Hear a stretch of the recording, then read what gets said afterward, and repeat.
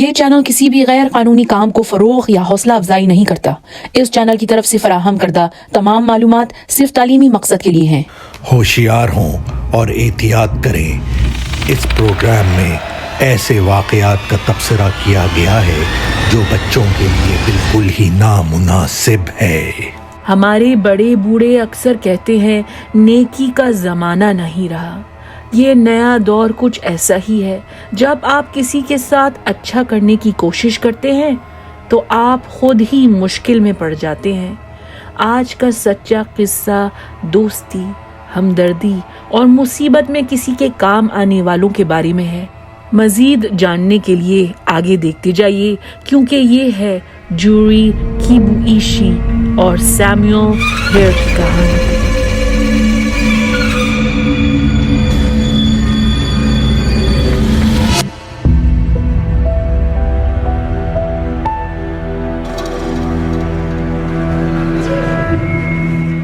امریکی ریاست کیلیفورنیا اکثر گولڈن اسٹیٹ کے نام سے پہچانی جاتی ہے اور ملک کے امیر پالیٹکس اور سوسائٹی کے بااثر انفلوئنشل افراد یہاں رہتے ہیں۔ ہالی ووڈ کے سٹارز، سلیکون ویلی کی ٹیکنالوجی، ناپا ویلی کی وائن، گھنے ریڈ ووڈ درخت کے جنگلات، خوبصورت ساحل سمندر اور ڈزنی لینڈ اس کی پہچان ہے۔ کیلیفورنیا ہی کے شہر اروائن میں جوری کیبوئیشی کی پیدائش 14 فروری 1987 ویلنٹائنز ڈے کے دن ہوئی۔ اس کی ماں اسے اپنی ویلنٹائن اینجل پیار سے کہا کرتی تھی۔ والدین ماسا اور جونکو کے پہلے 2 بیٹے تاکاہیرو اور کازوہیرو تھے اور وہ بیٹی کی آمد سے بے حد خوش ہوئے۔ چند سال بعد ایک اور بیٹی نے ان کی فیملی کو مکمل کیا۔ بچپن میں ہی جوری جاپانی نام کی کنفیوژن سے بچنے کے لیے جولی نام سے پہچانی جاتی تھی۔ جولی مزاحیہ اور خوش مزاج تھی، اپنے بڑے بھائیوں کی ساتھی، ان کے پیچھے پیچھے ہر سپورٹ میں حصہ لیتی تھی، لیکن چھوٹی عمر سے ہی اسے ڈانسنگ میں دلچسپی ہوئی۔ والدین نے اسے ڈانسنگ اور بیلے کی کلاسز میں داخلہ دلایا۔ ہائی اسکول کی پڑھائی مکمل کرنے کے بعد Jolie Orange County school of the art سے گریجویٹ ہوتی ہے۔ بے شمار تھیٹر پروڈکشنز میں حصہ لیتی ہے، ماڈرن ڈانس، بیلے، ہپ ہاپ، جاز کے شوز میں پرفارمنسز دیتی ہے۔ حال ہی میں جولی نے اورنج کوسٹ کالج میں فیشن ڈیزائن پروگرام میں داخلہ لیا تھا اور خاندان کے تمام افراد اس کے فیصلے سے مطمئن تھے۔ 21 مئی 2010 23 سالہ جولی اروائن سے لانگ بیچ تک ڈرائیو کر کے بڑے بھائی ٹاکا اور اس کی فیانسے ٹاؤ کے ساتھ ریسٹورانٹ میں ڈنر کرتی ہے۔ ٹاکا بہن کو ایک ٹیارا تحفے میں دیتا ہے اور کہتا ہے ہم چاہتے ہیں کہ تم ہماری شادی میں برائڈز میڈ بنو اور اس دن یہ ٹیارا پہنو۔ کسی کو اپنی ویڈنگ سیریمونی میں برائڈز میڈ کا حق دینا ویسٹرن شادیوں کی روایت ہے۔ دلہن اپنی خاص دوستوں یا رشتہ داروں کو اس کا حق دیتی ہے۔ جولی کی ہونے والی بھابھی نے اسے یہ اختیار دے کر بہت خوش کیا اور جولی نے اسی وقت ٹیارا سر پر پہن لیا۔ مل کر وہ تینوں کھانا کھاتے ہیں، لیکن جولی کا فون مسلسل بج رہا تھا، کوئی اسے لگاتار ٹیکسٹ میسیجز بھیج رہا تھا۔ جولی بھائی سے کہتی ہے کہ اس کا دوست سیم کسی وجہ سے پریشان ہے اور مدد مانگ رہا ہے۔ اس بات سے ٹاکا کو حیرت نہیں ہوئی، کیونکہ سب جانتے تھے جولی کا بہت بڑا دل تھا۔ اسے پیار سے مدر ہین پکارا جاتا تھا، جیسے ایک مرغی اپنے چوزوں کو پر بچھا کر ان کی حفاظت کرتی ہے، ویسے ہی جولی اپنے رشتہ داروں اور دوستوں کا خیال رکھتی تھی، ہر کسی کا سہارا بنتی تھی۔ بہرحال ریسٹورانٹ سے جولی اپنے بھائی ٹاکا کے گھر جاتی ہے۔ وہاں بھی اسے سیم ٹیکسٹ میسیجز پر ٹیکسٹ میسیجز بھیجتا ہے، کہتا ہے کیا تم رات میں یہاں آ سکتی ہو 12 بجے اکیلے؟ میں ابھی باہر جا رہا ہوں، بہت پریشان ہوں، بات کرنے کی ضرورت ہے۔ جولی اسے یہ جواب بھیجتی ہے ہاں ٹھیک ہے سیم، میں حاضر ہوں، فیملی کی طرح۔ پھر سیم کا ٹیکسٹ آتا ہے پلیز کسی کو مت بتانا پلیز۔ 21 مئی 2010 رات کے 11:50 پر جولی اپنے بھائی کے گھر سے نکل کر کوسٹا میسا علاقے میں سیم سے ملنے جاتی ہے۔ اپارٹمنٹ بلڈنگ کی پارکنگ لاٹ میں پہنچ کر وہ ٹاکا کو فون کر کے بتاتی ہے کہ وہ ساتھ خیریت سے پہنچ گئی ہے اور 1-2 گھنٹے بعد اپنے والدین کے گھر لوٹ جائے گی۔ اس رات جولی گھر واپس نہیں آتی ہے۔ 22 مئی 2010 صبح سویرے اس کا کمرہ خالی دیکھ کر ماں جونکو کو حیرت ہوئی۔ جولی بتائے بغیر گھر سے باہر نہیں رہتی تھی۔ جونکو بیٹی کو بار بار فون کرتی ہے، وہ فون نہیں اٹھاتی۔ پریشان ہو کر جونکو بیٹے ٹاکا سے رابطہ کرتی ہے۔ وہ کہتا ہے کہ رات کو جولی اپنے دوست سیم کے پاس گئی تھی۔ یہ سن کر جونکو کی چھٹی حس جاگ گئی اور اس کے دل میں خوف سا پیدا ہو گیا۔ وہ اروائن پولیس ڈپارٹمنٹ فون کرتی ہے۔ اسی لمحے سیم کے والدین بھی بیٹی کی خاموشی سے فکر مند تھے۔ سٹیو اور ریکھل اروائن سے 20 منٹ دور ایناہائم ہلز میں رہتے تھے اور 26 سالہ سیم ان کا اکلوتا بیٹا تھا۔ سیم نے والدین سے کہا تھا کہ وہ ان کے ساتھ اپنا ویکینڈ گزارنا چاہتا ہے۔ جب وہ جمعے کی رات کو نہیں آیا، ہفتے کا دن بھی آدھا نکل گیا اور سیم نے فون کالز کا جواب نہیں دیا تو باپ سٹیو نے کہا، سیم کا فون آف ہے، وہ اپنا فون کبھی بھی بند نہیں کرتا ہے، میں اس کے گھر جا کر دیکھتا ہوں، شاید بیمار پڑا ہوگا۔ سٹیو کے پاس بیٹے کے اپارٹمنٹ کی چابی تھی۔ دروازہ کھول کر وہ اندر جاتا ہے۔ سب ٹھیک لگ رہا تھا، چیزیں جگہ پر تھیں، اپارٹمنٹ صاف ستھرا تھا۔ سٹیو بیٹے سیم کے کمرے میں جھانکتا ہے اور وہ کچھ ایسا دیکھتا ہے جس سے اس کے پسینے چھوٹ جاتے ہیں۔ سیم کے بستر پر ایک لڑکی پڑی تھی، اس کا سر اور بازو میٹرس پر تھے لیکن ٹانگیں زمین پر لٹک رہی تھیں۔ لڑکی کے سر میں گولی لگی تھی۔ بستر، تکیے اور لڑکی کے بال خون آلود تھے۔ لڑکی نے ٹیارا پہنا ہوا تھا۔ اس کی پینٹس اور انڈرویئر پھاڑی گئی تھی اور اس کی شرٹ پر مارکر سے قاتل نے لکھا تھا all yours FU۔ یہ آنے والی آڈیو کلپ سٹیو ہیئر کی 911 کال کی ریکارڈنگ ہے۔ What's going on, sir? There's a body in my son's apartment. There's a what? A body. A dead body. A dead body? Are you sure, sir? I can take this call, man, I'm sure. Okay. She's cold. Okay, hold on just a minute. Is it someone that you know, sir? I have no idea who she is. I don't know what's going on. Does your son know who it is? He's not here. He's Okay. Do you know where your son is? No, I don't. I don't. His phone's off. Okay. چند minute بعد police افسران وہاں آ پہنچتے ہیں۔ Apartment building کے آس پاس crime scene کا tape لگا کر ہر کسی کو بلڈنگ میں داخل ہونے یا نکلنے سے روکتے ہیں۔ اس کیس کو کوسٹا میسا کے 3 ڈیٹیکٹیوز کے حوالے کیا جاتا ہے، ہوزے مورالیس، ایڈ ایوریٹ اور مائک کوہن۔ ڈیٹیکٹیوز اپنی تفتیش سیم کے اپارٹمنٹ سے شروع کرتے ہیں۔ پولیس افسران غور کرتے ہیں کہ وکٹم کا پرس ٹیبل کی بینچ پر پڑا تھا جس میں اس کا لال فون، والیٹ اور ڈرائیورز لائسنس تھا۔ لاش 23 سالہ جولی کیبو ایشی کی تھی۔ جولی نے بھائی کا دیا ہوا تحفہ ٹیارا پہنا ہوا تھا۔ اس کے سر میں 2 گولیاں لگی تھیں۔ جولی کے جسم پر اور کوئی نشان نہیں تھے، نہ ہی موت سے پہلے دفاعی زخم یا چوٹیں۔ اس بات سے صاف واضح ہوا کہ جولی اپنے قاتل کو جانتی تھی، اس پر بھروسہ کرتی تھی۔ جولی نے پستول دیکھی بھی نہیں ہوگی کہ قاتل نے اس پر پیچھے سے گولی چلا دی تھی۔ جولی کی لاش کو مکمل تفتیش اور پوسٹ مارٹم کے لیے لے جایا جاتا ہے۔ کچن میں ڈیٹیکٹیوز کو کاؤنٹر پر شادی کا ایک انویٹیشن کارڈ ملتا ہے جس پر دلہا دلہن کا نام ریچل بفٹ اور ڈین وازنیاک لکھا تھا۔ شادی 28 مئی 2010 کے دن طے تھی۔ 1 ہفتے بعد سیم کے اپارٹمنٹ کی چھان بین کرتے ہیں۔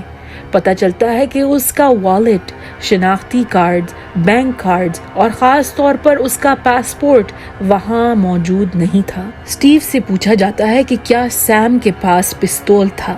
وہ کہتا ہے جی ہاں، ایک بندوق تھی۔ سیم کے کمرے سے پستول کا خالی کیس बरामद होता है। इस बात से पुलिस अफसरान को अंदेशा हुआ कि कातिल सैम ही होगा और ये मामला एक आम डोमेस्टिक वायलेंस केस निकलेगा। डिटेक्टिव्स जूली के फ़ोन में सैम के बेशुमार टेक्स्ट मैसेजेस पढ़ते हैं। 21 मई की शाम को सैम ने जूली को टेक्स्ट मैसेज में कहा था, अभी डैन को कोई सामान उठाने में मदद करनी है, फिर मॉम एंड डैड के पास डिनर करूँगा और वीकेंड उनके साथ गुजारूँगा। चंद घंटे बाद सैम के मैसेजेस का टोन चेंज ही हो गया था। वो परेशान था, उसे जूली से ज़रूरी बात करनी थी। कह रहा था कि उसे फैमिली के बारे में कोई मसला डिस्कस करना है। डिटेक्टिव सोचते हैं ये कोई बॉयफ्रेंड गर्लफ्रेंड का झगड़ा होगा। शायद सैम ने सोशल मीडिया पर जूली की कोई तस्वीर किसी मर्द के साथ देख ली होगी, उस पर शक किया होगा। जूली को बहाने से अपने अपार्टमेंट बुलाकर उसे रेप करके कत्ल कर दिया होगा और फिर उसकी शर्ट पर किसी के लिए तंजिया पैगाम छोड़ दिया होगा। जूली के खानदान वालों को उसकी मौत की इत्तला दी जाती है। बेचारों पर सदमे के पहाड़ टूट जाते हैं। वो सब बेतहाशा रंजीदा हुए। पहले तो उन्होंने ये बात तस्लीम करने से इनकार कर दिया कि सैम ने उनकी बेटी को कत्ल किया होगा। वो डिटेक्टिव्स को बताते हैं कि जूली और सैम बहुत अच्छे पक्के दोस्त थे। जूली और सैम एक ही कॉलेज में पढ़ा करते थे और क्योंकि जूली ज़हीन थी, वो अक्सर सैम को एंथ्रोपोलॉजी के कोर्स में ट्यूटरिंग देती थी। जूली ने माँ से कहा था, सैम आर्मी वेटरन है, ऊंचा, लंबा, चौड़ा, मजबूत, लेकिन वो अंदर से बिल्कुल टेडी बेयर की तरह है, मोम की तरह नरम। जोंको पुलिस से कहती है कि सैम और जूली का कोई चक्कर नहीं चल रहा था। सैम के वालिदैन की भी यही राय थी। स्टीव ने पुलिस को बताया कि एक दिन उसने बेटे से कहा था, क्या तुम जूली को डेट कर रहे हो या उसमें इंटरेस्टेड हो? सैम ने फौरन हंस कर कहा था, इव डैड, वो तो मेरे लिए छोटी बहन की तरह है, हम सिर्फ अच्छे दोस्त हैं। स्टीव का कहना था कि हमारा बेटा ऐसा घिनौना जुर्म नहीं कर सकता है, वो भी जूली के साथ। डिटेक्टिव सैम के बारे में मालूमात हासिल करते हैं। वो कौन था, क्या काम करता था। सैम 29 मई 1983 के दिन लॉस एंजलिस काउंटी में पैदा हुआ था। वालिदैन उसका नाम सैमुअल एलिएज़र हेयर रखते हैं। घर में सब उसे सैम पुकारते थे क्योंकि रकेल का बहुत मुश्किल प्रेगनेंसी और डिलीवरी का एक्सपीरियंस था। रकेल और स्टीव ने सोचा, एक बच्चा ही काफ़ी है। सैम का बचपन बहुत खूबसूरत और आइडियल था। भाई बहन की कमी 10-15 कज़न्स ने पूरी की। सैम मज़ाहिया शख्सियत का मालिक था, हर वक्त हंसता मुस्कुराता, वो मिलनसार था, जहाँ भी जाता दोस्त बना लेता। सैम 19 साल की उम्र में अमेरिकन आर्मी में भर्ती हो गया था और उसे एक्टिव कॉम्बैट ड्यूटी के लिए अफ़गानिस्तान भेजा गया था। आर्मी में सैम ने जो चंद साल गुजारे, उसके सारे कमांडिंग अफसरान उसकी बहादुरी की तारीफ़ करते थे। साथ में उसका अपने फ़ौजी बहन भाइयों के साथ अच्छा बर्ताव था। सैम को कामयाब मिशन की शाबाशी में कई मेडल्स और कैश इनाम भी मिले। सन 2010 में फ़ौज से वापस आने के बाद सैम को PTSD यानी post traumatic stress disorder diagnose हुआ। आर्मी में जंग के दौरान सोल्जर्स कई हौलनाक मंजर देखते हैं, खून खराबा, फायरिंग, धमाके, जिसमें लोगों के औज़ा बिखर जाते हैं, जानें चली जाती हैं। तो जाहिर सी बात है कि इस स्ट्रेस से उनकी मेंटल हेल्थ मुतासर होती है। सैम को रातों में अक्सर नींद नहीं आती थी, उसे डरावने ख्वाब सताते थे, लेकिन फिर भी उसने सोच रखा था कि मज़ीद तालीम हासिल करने के बाद वो आर्मी ऑफिसर की हैसियत से फ़ौज में काम करेगा। डिटेक्टिव्स फिर सैम की माजी के बारे में कुछ ऐसा दरियाफ्त करते हैं जिसकी वजह से वो उस पर और भी शक करने लगे। जब सैम हाई स्कूल में था, उसने कुछ बुरे दोस्तों का इंतखाब किया था जिसकी वजह से वो काफ़ी मुश्किल में पड़ गया था। जनवरी 2002 में सैम 18 साल का था और वो अपने एक बायरन बेनीटो नामी दोस्त के साथ पार्क गया था कि अचानक ब्राउन फैमिलिया नामी स्ट्रीट गैंग ने बायरन पर हमला किया। 17 मर्द और औरतों ने उसे चाकू और मुक्कों से मार मार कर हलाक किया। सैम वहाँ से फरार हो गया, लेकिन पुलिस ने उसे अगले दिन गिरफ्तार किया, ये सोचकर कि वो जानबूझकर बायरन को पार्क ले गया था ताकि ब्राउन फैमिलिया गैंग उसे कत्ल कर दे।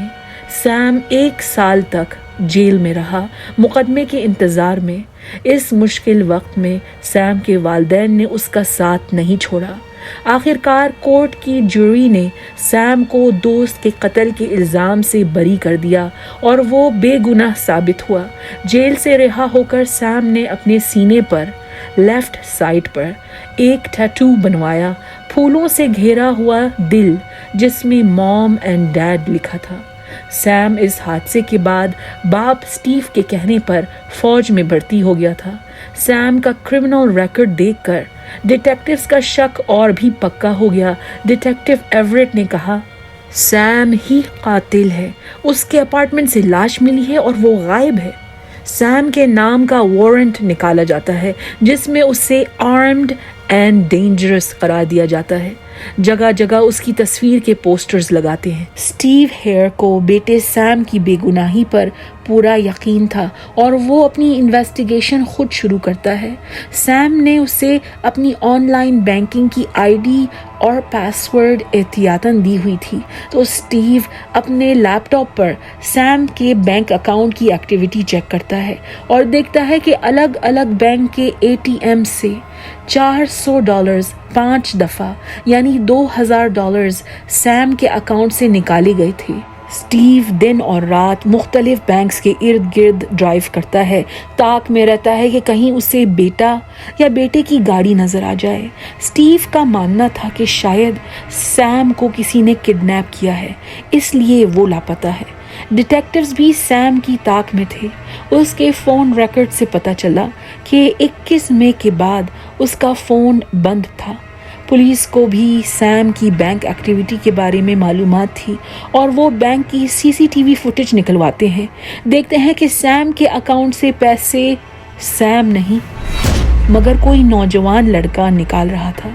वो लड़का बेसबॉल की टोपी पहना हुआ था और अपना चेहरा छुपाने की कोशिश कर रहा था। चंद ही दिन बाद सैम का बैंक कार्ड एक बार फिर इस्तेमाल किया जाता है। इस दफ़ा एक एकोस पिज़्ज़ा नामी रेस्टोरेंट में ऑर्डर दिया जाता है। होम डिलीवरी करवाई जाती है। डिटेक्टिव्स उस एड्रेस पर स्वाट टीम, FBI वैन्स, हेलीकॉप्टर्स के साथ छापा मारते हैं। एक्शन मूवी का तस्वुर कीजिए। डिटेक्टिव्स एक लॉन्ग बीच के मामूली छोटे से घर को घेर लेते हैं। उनको अंदेशा था कि सैम किसी के पास छुपा है। अफसरान दरवाज़ा खटखटाते हैं और वही नौजवान लड़का निकलता है जो ATM के CCTV फुटेज में नजर आया था। पुलिस अफसरान उसे परेशान हाल वालिदैन के सामने गिरफ्तार करते हैं, घर की तलाशी लेते हैं। सैम वहाँ मौजूद नहीं था, लेकिन लड़के के कमरे से सैम का बैंक कार्ड बरामद होता है। 17 साला वेस्ली फ्रीलिक सहमा हुआ था। उसे वाकई नहीं मालूम था कि उसने गलत क्या किया है और वो पुलिस की पूछ-गूछ से बेहद हैरान था।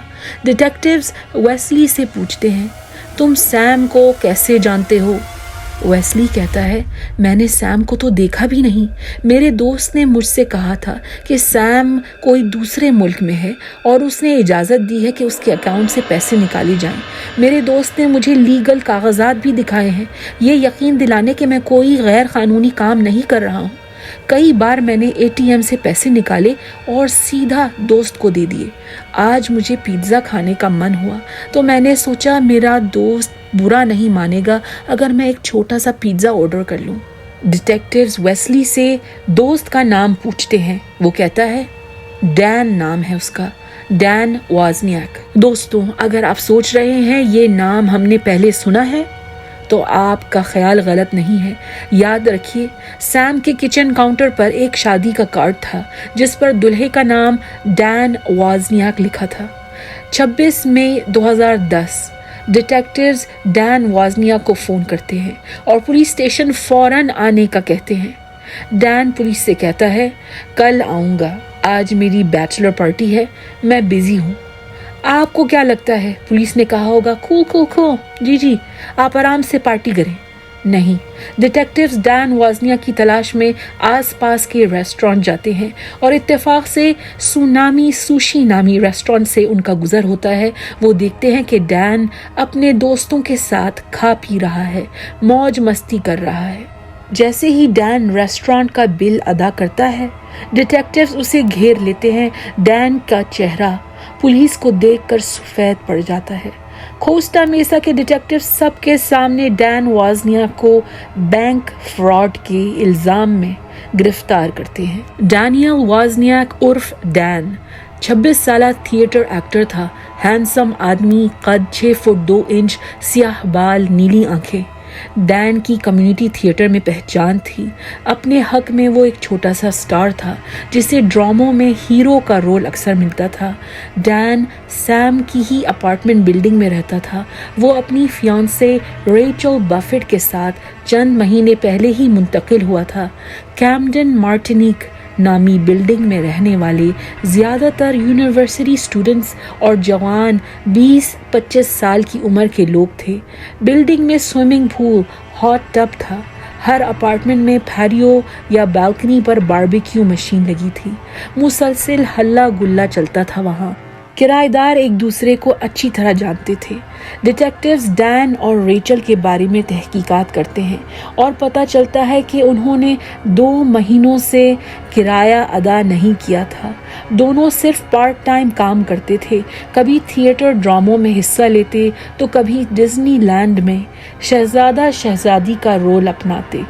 ڈین اور ریچل کی شادی صرف 2 دن بعد 28 مئی کو طے تھی، ایک عالی شان ہوٹل میں. ڈیٹیکٹیوز ڈین سے پوچھ گچھ شروع کرتے ہیں اور وہ کہتا ہے میں نے صرف سیم کا کہنا مانا ہے. یہ سیم کا پلان تھا کہ بینک کو فراڈ کرے گا. مجھے زیادہ معلومات نہیں ہے، میں صرف اس کی مدد کر رہا تھا. میں نے ویسلی سے کہا کہ وہ ATM چلے جائے کیونکہ میں شادی کے انتظام میں مصروف تھا. ڈیٹیکٹیوز کل تھوڑی پیدا ہوئے تھے. انہیں ڈین وازنیا کی چکنی چپڑی باتوں پر کوئی بھروسہ نہیں تھا. وہ جھوٹ پہچان گئے. انہوں نے ڈین پر اور دباؤ ڈالا. گھنٹوں تک انٹروگیشن روم میں اس سے جولی کے قتل اور سیم کی گمشدگی کے بارے میں سوال کرتے رہے، لیکن ڈین معصوم بنتا رہا، باتیں گول گھماتا رہا. آخرکار ڈیٹیکٹیوز ڈین سے کہتے ہیں چلو آج کے لیے اتنا ہی کافی ہے. ڈین خوشی خوشی جانے کی تیاری میں کھڑا ہوتا ہے اور ایک ہی قدم دروازے کی طرف بڑھاتا ہے کہ ڈیٹیکٹیوز اس سے کہتے ہیں کہاں چلے؟ تم تو تھانے میں بند ہوگے. بینک فراڈ کوئی معمولی بات تھوڑی ہے. ڈین پریشان آواز میں کہتا ہے کیا میں سب بتانے کے لیے تیار ہوں، بس جمعے کے دن مجھے اپنی شادی میں جانے دیں. آخرکار ڈین کہتا ہے ہاں مجھے جولی کے قتل کے بارے میں معلوم ہے. سیم میرے گھر صبح کو آیا تھا. وہ پریشان تھا. اس نے کہا مجھے کہیں چھوڑ دو. میں اس کی گاڑی چلا کر اسے دور لے گیا. سیم نے بتایا کہ اس نے رات میں ڈرگز اور شراب کے نشے میں جولی کو ریپ کیا اور اسے قتل کر دیا تھا. سیم نے مجھے گاڑی کسی شاپنگ مال کی پارکنگ لاٹ میں روکنے کو کہا. وہ گاڑی سے اترا اور اب تو وہ ملک سے فرار بھی ہو گیا ہوگا. ڈیٹیکٹیوز اس سے کہتے ہیں تم اس انفارمیشن کے ساتھ پولیس کے پاس کیوں نہیں آئے؟ ڈین کا جواب تھا مجھے سیم نے دھمکایا تھا. اس نے مجھے اور ریچل کو مارنے کی دھمکی دی تھی. پولیس افسران کہتے ہیں کہ اچھا چلو شاپنگ مال کی CCTV فوٹیج نکلواتے ہیں. ڈین پھر بات بدل دیتا ہے ایکچولی میں نہیں کوئی اور سیم کو لے گیا تھا. میں نے صرف اسے کسی کالے آدمی کی گاڑی میں بیٹھتے ہوئے دیکھا تھا. ڈین سے پوچھا جاتا ہے کیا تم سیم کے اپارٹمنٹ میں گئے تھے؟ ڈین کہتا ہے ہرگز نہیں. ڈیٹیکٹیوز اس سے DNA سیمپل مانگتے ہیں. کہتے ہیں تم اس کے اپارٹمنٹ میں نہیں گئے تو تمہارا DNA بھی وہاں نہیں موجود ہوگا. ڈین کی نئی کہانی سنیے. اصل میں سیم نے مجھے جولی کو مارنے کے بعد اپنے اپارٹمنٹ میں بلایا تھا صفائی کرنے تاکہ سارے ایویڈنس ہم مٹا دیں. تو میرا DNA ہوگا وہاں. واش روم میں بھی ملے گا، شاید بیڈ روم میں بھی. ڈیٹیکٹیوز پوچھتے ہیں تم نے لاش دیکھی؟ اس کو چھوا تھا کیا؟ نہیں صرف دیکھی تھی. میں نے اسے ہاتھ تک نہیں لگایا. بہت خون تھا. اس کے سر میں 2 گولیاں جو لگی تھیں. ڈیٹیکٹیوز اس بات کو فوراً پکڑ لیتے ہیں کیونکہ انہیں معلوم تھا کہ جولی کا سر اور اس کے بال خون سے تر تھے. 1 گولی لگی تھی یا 2، صرف فورینزک ایکسپرٹ اس بات کی تصدیق کر سکتے تھے. عام آدمی کو تو یہ نظر ہی نہیں آیا. جیسے ہی یہ الفاظ ڈین کے منہ سے نکلے تھے اسے بھی احساس ہوا کہ اس نے کچھ زیادہ ہی بول دیا ہے. डिटेक्टिव्स एक ब्रेक लेते हैं और डैन को इंटरोगेशन रूम में फियांसे रेचल को फ़ोन करने की इजाज़त देते हैं। वो फ़ोन मिलाता है। रेचल उससे कहती है, तुमने क्या किया है? तुम्हारे घर गई थी तुम्हारे वालिदैन को बताने कि तुम गिरफ्तार हो गए हो। तुम्हारा भाई टिमोथी इस खबर को लेकर पागल हो गया है। उसने कहा कि तुमने उसके पास कुछ रखवाया है। डैन रेचल से कहता है, क्या वो पुलिस के पास जाएगा? रेचल कहती है, उसका तो पता नहीं, लेकिन मुझे पुलिस से बात करनी पड़ेगी। ये फ़ोन कॉल भी रिकॉर्ड हो रही है। डैन खामोशी से कहता है, फिर तो मैं मर गया। रेचल बड़े इत्मीनान से जवाब देती है, हनी तुम तो पहले से ही मर गए हो। भला आखिर डैन वाज़नियाक हार मान लेता है और डिटेक्टिव्स को सब कुछ सच सच बताने पर राजी होता है। वो कहता है, I am crazy, I kill them both. Dan बताता है कि उसके बैंक अकाउंट में फूटी कौड़ी नहीं थी, अपार्टमेंट के किराए के पैसे भी नहीं थे और सर पर शादी और हनीमून के खर्चे खड़े थे। उसने सब जानने वालों से पैसे मांगे, उधार लिए, ये तक कहा कि भाई शादी का तोहफा अभी दे दो। अपने दोस्त सैम से भी यही दरख्वास्त की, कहा मैं अपार्टमेंट से इविक्ट हो जाऊंगा, सड़क पर पहुंच जाऊंगा, प्लीज़ मेरी मदद करो। नरम दिल सैम $500 देने पर तैयार हुआ। दोनों मिलकर ATM पर गए। सैम जब पिन कोड डाल रहा था, डैन ने पासवर्ड नोट कर लिया और अकाउंट का बैलेंस $62,000 देखकर वो दंग रह गया। उसी वक्त उसने सोचा, मेरी जिंदगी कितनी आसान हो जाएगी अगर मेरे पास इतने पैसे हों। डैन ने वही इरादा किया कि वो सैम को कत्ल करके उसके पैसे निकाल लेगा। 21 मई के दिन डैन सैम को बहाने से लॉस अलामीटोस के जॉइंट फोर्सेस ट्रेनिंग बेस के लिबर्टी थिएटर ले जाता है। सैम से कहता है, एटिक में चंद वजनी थिएटर के सेट पीस पड़े हैं, उनको उठाना है, अकेले नहीं कर सकता हूँ। सैम हमेशा की तरह दोस्तों की मदद के लिए हाजिर था। अंधेरे एटिक में जब वो पहुंचे और सैम झुककर वजन उठाने लगा, डैन अपने बाप से चोरी की हुई पिस्तौल निकालता है और सैम के सर पर गोली चला देता है। सैम गिर जाता है लेकिन वो फौरन मरता नहीं है। वो डैन से कहता है, हेल्प मी, मुझे शायद इलेक्ट्रिक शॉक लग गया है। संगदिल डैन दूसरी गोली भी चला देता है और सैम वहीं दम तोड़ देता है। दोस्त को कत्ल करने के बाद डैन उसका वॉलेट, फोन और घर की चाबियां लेता है। लाश वहीं एटिक में पड़ी रहने देता है। फिर वो सैम के फोन से जूली को बेशुमार टेक्स्ट मैसेजेस भेजता है। बहाने से रात के 12 बजे उसे सैम के घर बुलाता है। फिर डैन तैयार होकर फुलरटन थिएटर जाता है।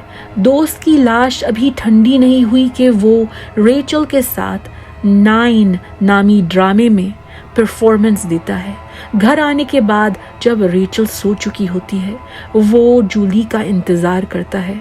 जब जूली अपार्टमेंट के दरवाजे के पास आती है, डैन भी वहाँ पहुँच जाता है। कहता है, सैम बहुत परेशान है, वो रो रहा था। जूली कहती है, हाँ उसने मुझे भी बुलाया है। डैन दरवाजे का ताला पहले से खोल चुका था। वो दोनों अंदर दाखिल होते हैं। डैन कहता है, जूली मैं सैम को लेकर बहुत परेशान हूँ, वो ड्रग्स लेने लगा है, आओ मैं तुम्हें बताता हूँ कि उसके कमरे में क्या मिला है। जूली को बिस्तर के पास झुककर देखने को कहता है और जैसे ही जूली झुकती है, डैन उस पर भी 2 गोलियां चला देता है। जूली के जीन्स और अंडरवेयर फाड़ देता है। आप सोच रहे होंगे, सैम को तो पैसों की खातिर मारा, लेकिन जूली को क्यों कत्ल किया? डैन के ईवल दिमाग ने सोचा, अगर सैम गायब होगा तो लोग ढूंढने निकलेंगे। अगर उसको मैंने जूली के रेप और कत्ल के जुर्म में मुलव्विस कर दिया तो सब समझेंगे कि सैम इस घिनौने जुर्म के बाद फरार हो गया है, मुल्क छोड़कर भाग गया है। अगले दिन डैन वापस लिबर्टी थिएटर के एटिक में जाकर कुल्हाड़ी और आरी से सैम की लाश के टुकड़े करता है। उसका सर, उसका बाजू जिस पर टैटू था और दोनों हाथ काटकर लॉन्ग बीच के एक एल्डोराडो नेचर पार्क में झाड़ियों में फेंक देता है। धड़ यानी कि उसका टोर्सो एटिक में ही कहीं छुपा देता है। फिर डैन सैम के खून आलूद कपड़े और जूते, उसका वॉलेट, फ़ोन और पिस्तौल एक बैग में डालकर भाई टिमोथी को देता है और कहता है कहीं दूर जाके फेंक आओ। डैन फिर आखिरी परफॉर्मेंस के लिए फुलरटन थिएटर में पब्लिक का सामना करता है। एक्टिंग करते हुए, नाचते हुए, गाते हुए वो भूल चुका था कि कुछ ही घंटे पहले उसने अपने हमदर्द दोस्त की लाश के टुकड़े किए, कचरे की तरह पार्क में फेंक दिए। शो के बाद वो रेचल और दूसरे थिएटर एक्टर्स के साथ आफ्टर पार्टी में शिरकत करता है। हंसते मुस्कुराते हुए सेल्फीज और तस्वीरें लेता है। डिटेक्टिव्स डैन के इतराफ़े जुर्म के बाद 27 मई 2010 को सैम हेयर का धड़ थिएटर के एटिक में दरियाफ्त करते हैं। सैम की शिनाख्त उसके सीने पर मॉम एंड डैड के टैटू से होती है। डैन के भाई टिमोथी से बैग मांगा जाता है।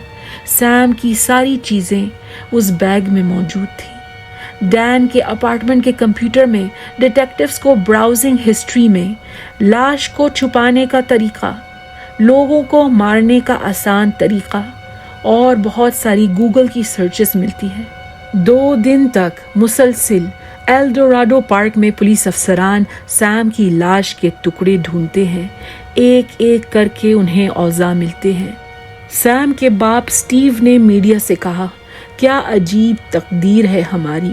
सैम की बर्थडे 29 मई को थी, जिस दिन हमें उसके 7 सालगिरह का केक काटना चाहिए था। उसी दिन उसका कटा हुआ सर पार्क से मिला है। जंगल के जानवरों ने उसके चेहरे का गोश्त खा लिया था। वो पहचाना तक नहीं जा रहा था। सैम हेयर को पूरी इज्जत और एजाज के साथ मिलिट्री हीरो की फ्यूनरल सर्विस मिली। उसे रिवरसाइड नेशनल सेमेट्री में दफनाया गया। जूरी किबुइशी के वालिदैन ने उसे अलविदा कहने से पहले एक प्राइवेट जापानीज सेरेमनी रखी और फिर उसे क्रीमेट करवाया। सन 2016 5 साल से ज्यादा की अदालती कार्रवाई के बाद डैनियल वॉज़नियाक का मुकदमा शुरू हुआ। किबुइशी और हेयर खानदान ने बहुत सब्र और तहम्मुल से कोर्ट में बैठकर हर एक हियरिंग में शिरकत की। आखिरकार सितंबर 2016 में डैनियल वॉज़नियाक को सजाए मौत सुनाई गई। स्टीव हेयर ने अदालत में विक्टिम इम्पैक्ट स्पीच में ये कहा, डैन वॉज़नियाक, तुम बुज़दिल हो। तुम वो आदमी हो जिसने 2 इंसानों को कत्ल किया ताकि तुम खूबसूरत सुहाग रात गुजार सको। मुझे अफसोस सिर्फ इस बात का है कि कानून मुझे इस बात की इजाजत नहीं देता कि मैं तुम्हें अपने हाथों से मार डालूं। दोस्तों, ये थी जूरी किबुइशी और सैमुअल हेयर की कहानी। हमारे चैनल को सपोर्ट करिए और महफूज रहिए। अगर आपको ये वीडियो पसंद आई है तो लाइक, शेयर और सब्सक्राइब करना भूलिएगा मत, वरना